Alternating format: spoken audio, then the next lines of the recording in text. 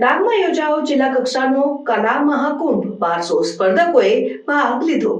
ડાંગમાં તાલુકા પ્રાથમિક શાળામાં જિલ્લા યુવા અને સાંસ્કૃતિક પ્રવૃત્તિઓની કચેરી દ્વારા જિલ્લા કક્ષાનો કલા મહાકુંભ યોજાયો હતો। આ રંગીન કાર્યક્રમમાં 1200 સ્પર્ધકોએ ભાગ લીધો, જેમણે સુગમ સંગીત, સમૂહ ગીત, લગ્ન ગીત, લોકગીત, ભજન, વક્તૃત્વ, ચિત્રકલા અને નિબંધ સ્પર્ધા જેવી વિવિધ સ્પર્ધાઓમાં પોતાની પ્રતિભા દર્શાવી। આ મહાકુંભનો ઉદ્દેશ સાંસ્કૃતિક પ્રવૃત્તિઓને પ્રોત્સાહન આપવાનો અને યુવા પ્રતિભાઓને મંચ પૂરું પાડવાનો હતો। આ કાર્યક્રમ ખૂબ જ સફળ રહ્યો, જેમાં વિવિધ શાળાઓ અને સમુદાયોના સ્પર્ધકોએ ભાગ લીધો અને પ્રદેશની સમૃદ્ધ સાંસ્કૃતિક વારસાને ઉજાગર કર્યું।